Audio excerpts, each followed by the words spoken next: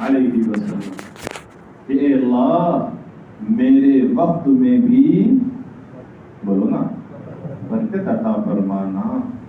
اگر وقت میں برکت نہیں رہی تو میں رمضان کو کیسے وصول کر پاؤں گا جی. اور آج ہر فرد کو وقت کی بے برکتی کی شکایت ہے. بولو ہے کہ نہیں؟ ہر فرد کو، مرد ہو یا عورت ہو، کاروبار میں ہو یا گھر میں ہو، ہر فرد کو فی زمانہ وقت کی بے برکتی کی شکایت ہو رہی ہے. چاہے وہ مدرسے کے بچے ہو کہ کالج کے بچے ہوں، وہ بھی آگے ہم فقیروں کے پاس شکایت کرتے ہیں، مولانا پتہ نہیں کیا ہو گیا، ادھر چند مہینوں میں وقت میں برکت ہی نہیں رہی. ہم پہلے تمام کتابوں کا ہوم ورک کر لیتے تھے آسانی سے، پھر کھیل کود کو بھی وقت ملتا تھا اور نمازیں بھی وقت پر ہوتی تھی. پتہ نہیں کیوں بے برکتی ہو گئی، ادھر چند مہینوں سے چند کتابیں حل نہیں کر پاتے اور وقت ختم ہو جاتا، دن ختم ہو جاتا. یہی شکایت مدارس کے بچوں کو بھی ہے. وہ آ کے دعا کی درخواست کرتے ہیں. پہلے ایک ایک سپارہ سنایا کرتا تھا اور بہت آسانی سے یاد ہوتا تھا، اب تو پاؤ پارا یاد کرتا ہوں اور دن ختم ہو جاتا ہے. یہی شکایت گھر کی عورتوں کو ہے کہ 4 کام میں دن ختم ہو جاتا ہے اور آدھا کام یوں ہی پینڈنگ پڑا رہتا ہے. مردوں کو شکایت ہے. اب شکایت کیوں ہے؟ وقت اجازت ہی نہیں دیتا. ایک ایک چیز ذرا سمجھائیں نوجوانوں کو. یہ وقت کی بے برکتی کی شکایت جو ہم میں سے ہر فرد کو ہے، اس کی وجہ کیا ہے؟ پھر دعا پر آتے ہیں. اس کی وجہ ہے، اگر وجہ معلوم ہو تو توبہ کریں گے انشاءاللہ، اس سے نکلنے کی کوشش کریں گے. ذرا زور سے بولے نا تو مجھے بھی ہمت ہوگی بولنے میں. علماء نے لکھا ہے کہ جو اللہ کا بندہ یا بندی بد نگاہی کے مرض میں مبتلا ہو جاتا ہے، کس میں؟ بد نگاہی، بد نظری، نامحرموں کو دیکھنا، گھورنا، مزے لینا، گناہ بے لذت سے بھی لذت لینے کی کوشش کرنا. جس فرد کو بھی اس کی لت لگتی ہے، سب سے پہلا عذاب اس پر اللہ کی طرف سے آتا ہے کہ اللہ اس کے عبادتوں کی لذت ختم کر دیتے ہیں، عبادتوں کی لذت چھین لیتے ہیں. دوسرا عذاب اس بدنگاہی کرنے والے پر اللہ کی طرف سے آتا ہے کہ اللہ اس کے عمر کی برکت چھین لیتے ہیں اور پھر جنازے جوانی میں اٹھنے شروع ہو جاتے ہیں. تیسرا عذاب اس پر علماء نے لکھا ہے، بد نگاہی کرنے والے پر اللہ کی طرف سے جو تیسرا عذاب اور تیسرا وبال نازل ہوتا ہے وہ یہ ہوتا ہے کہ اللہ ان کے وقت کی برکت چھین لیتے ہیں. اللہ، وقت کی برکت کیوں چھنتی ہے؟ بولو گناہوں کی وجہ سے. بولو بولو بولو. خاص طور سے اس میں بد نگاہی کا تذکرہ ہے. توبہ کریں گے سب انشاءاللہ. اور اس رمضان میں جب ہم بچیں گے تو ایسی نیت کریں کہ پھر ہم آخر سانس تک بچتے ہی رہیں انشاءاللہ. یہ وجہ ہے بے برکتی کی. پھر آقا نے ہمیں اہتمام سکھایا ہے. جب بے برکتی ہم اپنی آنکھوں سے دیکھ رہے ہیں تو اللہ کے بندو مانگو نا اللہ سے لگ لپٹ کے اور رو نا اللہ کے سامنے. اپنی عاجزی، انکساری اور بندگی کو ظاہر کرے نا اللہ کے سامنے کہ اللہ برکت عطا فرما دیجئے میری عمر میں بھی اور میرے وقت میں بھی. اگر وقت میں برکت نہیں رہے گی ایمان والوں تو بتاؤ تو پھر کیسے ہم نمازیں پڑھ پائیں گے؟ صرف نمازیں ہی نہیں پڑھنا ہے، نوافل کا اہتمام بھی تو کرنا ہے رمضان المبارک میں. بولو انشاءاللہ. برکت نہیں رہے گی وقت میں تو کیسے کر پائیں گے؟ اور نوافل پہ بس تو نہیں کرنا ہے، اللہ کی کلام کی تلاوت بھی خوب کرنی ہے. بولو کیسی کیسی کتنی خوب کرنی ہے تلاوت بھی. کریں گے؟ کتنا کریں گے؟ بولو کم از کم 3 قرآن مجید اس رمضان میں ہر فرد ختم کرے گا انشاءاللہ. زور سے باہر والے بھی بولے یہ کتنا ہے؟ کم از کم، زیادہ سے زیادہ پھر آپ کی مرضی، 10 ختم کریں، 20 ختم کریں، 30 ختم کریں، جتنی طاقت ہے اتنے ختم کریں۔ امام اعظم 63 ختم کیا کرتے تھے ایک مہینے میں، سبحان اللہ۔ کتنے عاجز کے سالکین میں گزشتہ عاجز نے ہر جگہ اعلان کیا، ماہانہ مجلس میں، ہفتوار مجلس میں، کہ جو مرید اور سالکین اس گنہگار سے منسلک ہے ان کے لیے حکم ہے کہ کم از کم 3 قرآن مجید وہ ختم کریں گے، پھر زیادہ سے زیادہ جتنا ہو سکے۔ ایک اللہ کے بندے نے 29 قرآن مجید پڑھا ہے الحمدللہ۔ سال گزشتہ کی کاروائی ہے، ایک سالک نے 29 قرآن مجید پڑھا۔ کوشش کریں گے تو مشکل نہیں ہوگی، اور یہ آسان کب ہوگا؟ جب اللہ وقت میں، ارے بولو نا، پھر قرآن ہی نہیں، پھر تراویح بھی تو پڑھنی ہے جی، افطار بھی تو کرنا ہے، سحر بھی تو کرنی ہے، کچھ دیر آرام بھی تو کرنا ہے۔ اگر وقت میں برکت نہیں رہے گی تو ہم رمضان کو اصول نہیں کر پائیں گے۔ اس لیے برکت مانگنی چاہیے۔ یہ جو چند دن بچے ہیں، عمر کی برکت، وقت کی برکت، نمبر 3 رزق کی برکت، بولو سبحان اللہ۔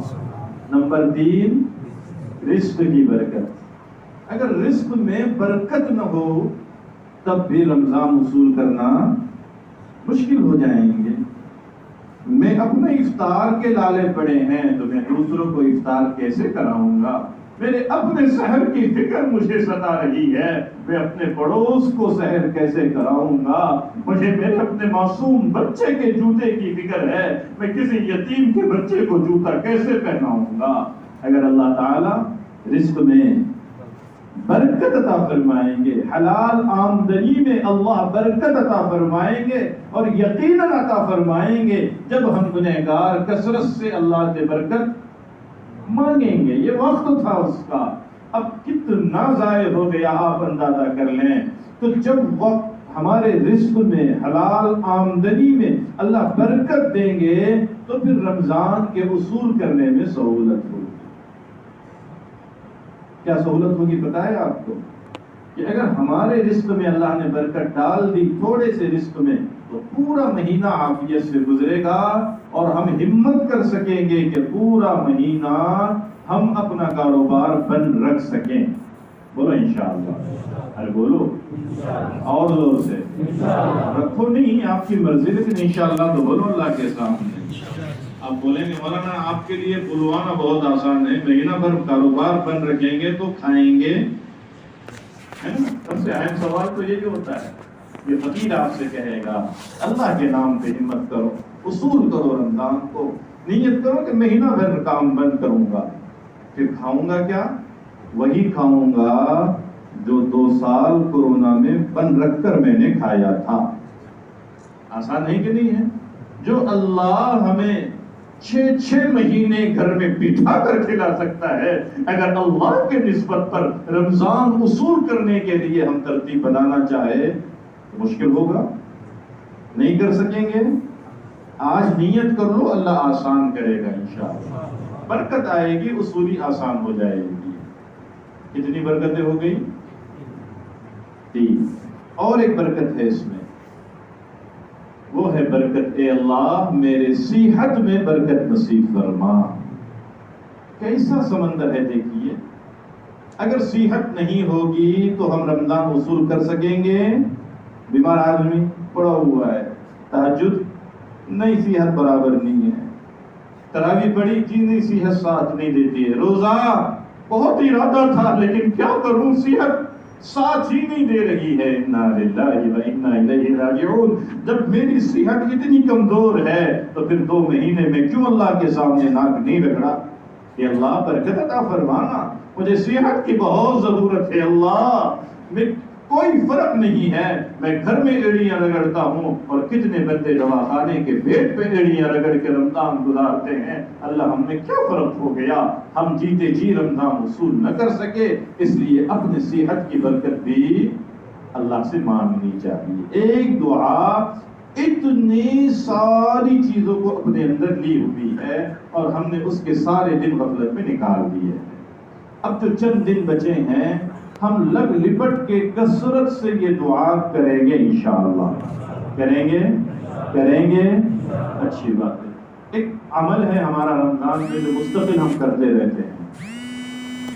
وہ کیا ہے؟ سحر ہوتے ہی اکثر لوگ بولو نا جزاک اللہ، پریکٹیکل ہے نا تو سب کو پتا ہے کتنا بڑا حرام کر رہے ہیں. وہ جو سحر کر کے سوتے ہیں تہجد بھی کھاتے ہیں اور فجر کا جنازہ بھی نکال دیتے ہیں. اور پھر رمضان شرم آنی چاہیے ہم کو اپنے مسلمان ہونے پر. تو آج توبہ کریں انشاءاللہ کہ سحر کر کے نہیں سوئیں گے انشاءاللہ. باتیں تو بہت سی ہیں مولانا نے بتائی ہوگی یا بتائی. آج طے کریں کہ سحر کر کے نہیں سوئیں گے، قطعاً نہیں سوئیں گے چاہے جتنی تکلیف ہو.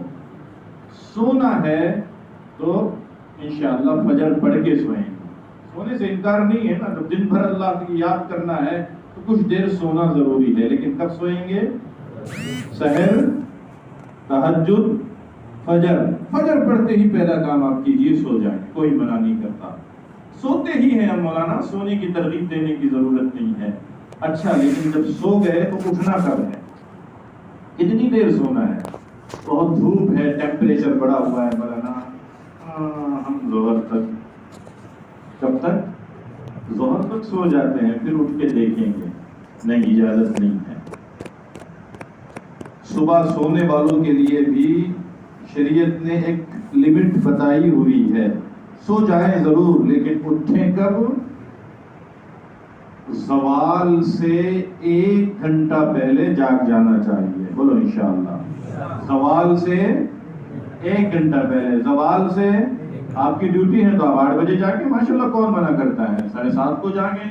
اگر بہت زیادہ اگر کوئی سوئے تو زوال سے 1 گھنٹہ پہلے. جیسے آج کا زوال کتنے پہ ہے؟ 12:32 پہ ہے آج کا زوال. تو ہم کو 11:30 پر اٹھ جانا چاہیے. 11:30 سے 12:30 1 گھنٹہ ہمیں ملے گا. اس میں کیا کرنا ہے؟ جاگتے ہی ہمیں فریش ہونا ہے.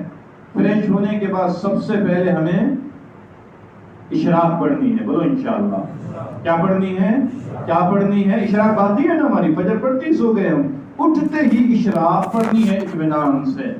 اور اس کے بعد فوراً کیا پڑھنا ہے؟ چاشت. بولو.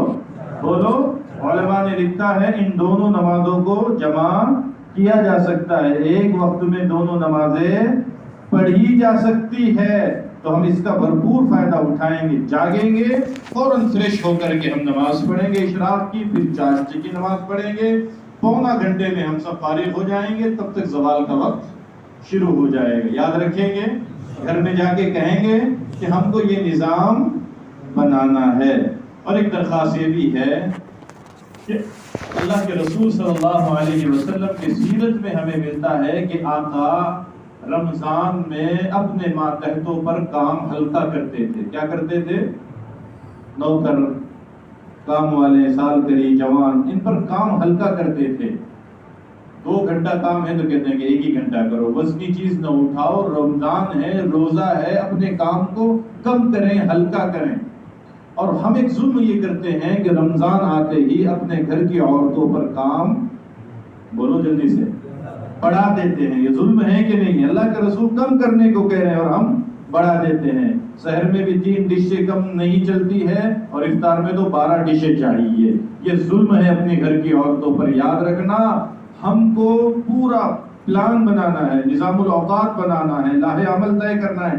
آج ہی گھر جا کر میاں بیوی بال بچے سب مل کر بیٹھیں کہ ہم کو رمضان کیسے گزارنا ہے. جاگنا کب ہے، سونا کب ہے، پڑھنا کب ہے، قرآن کی تلاوت کتنی کرنا ہے، تہجد کتنی پڑھنا ہے، رونا کتنا ہے، اللہ کو منانا کتنا ہے. سارا نظام بنانا ہے تحریر میں تاکہ رمضان کو وصول کرنے میں سہولت ہو. اس میں یہ بھی بنانا ہے کہ سحر ہمیں اول وقت میں کرنا ہے تاکہ تہجد اور فجر کا ناغہ نہ ہو، یا ہم تہجد پڑھیں اور اخیر وقت میں سحر کریں.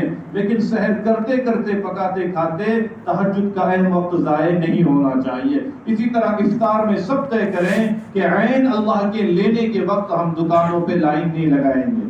بولو زور سے انشاءاللہ. وڑا خرید رہے، پاؤ خرید رہے، بھجیا خرید رہے، کوئی حیثیت ہے اس کی؟ ٹھنڈا کھانے سے انسان مر نہیں جاتا. گھر کی عورتوں کو کہہ دے افطار سے 8 گھنٹہ پہلے افطار تیار ہونا چاہیے. چاہے ٹھنڈا کھاؤں میں مر نہیں جاؤں گا, لیکن افطار کا وقت اپنی گھر کی عورتوں کو چولہوں پر نہیں رکھیں گے, کچن میں نہیں رکھیں گے. اگر ہم نے یہ نہیں کیا تو قیامت کا دن ہوگا اور خداوند قدوس کے سامنے میری بیوی میرا گریبان پکڑ کے اللہ سے کہیں گے اللہ پورا رمضان گزرا اور اس کے زبان کے ذائقوں کی وجہ سے اس نے عین تیرے رحمت کو لینے کے وقت مجھے کچن میں ٹھونسے رکھا ہے. اللہ اگر میں مجرم ہوں تو مجھ سے پہلے میرا شوہر ظالم مجرم ہے, مجھے تلاوت نہیں کرنے دیا, مجھے دعائیں نہیں کرنے دیا, تو پھر اللہ بیوی کی شکایت پہ ہمارا فیصلہ بدل دے. اس لیے نظام بنائیے, بالکل بازاروں میں لائن نہ لگائیں. خدا کے واسطہ دے کر کہتے ہیں چھوڑ دیجیے ہوٹلوں کو. وہ ہوٹلے والے عاجز آ کے نماز کے وقت بند کرنا چاہیے. اصل بات خرید لیجیے, ان کا بھی ہو جائے گا, آپ کا بھی ہو جائے گا. استقبال رمضان کے عنوان سے اور بھی بہت ساری چیزیں ہیں. یار زندہ صحبت باقی, پھر ملیں گے خدا لایا. اللہ تعالیٰ ان باتوں پر ہم سب کو عمل کی توفیق عطا فرمائے.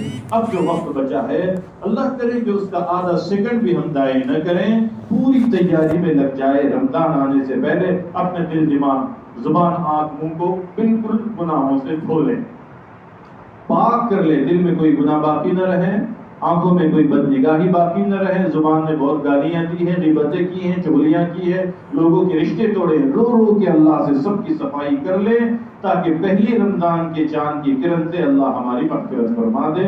وآخر دعوانا ان الحمد للہ رب العالمین.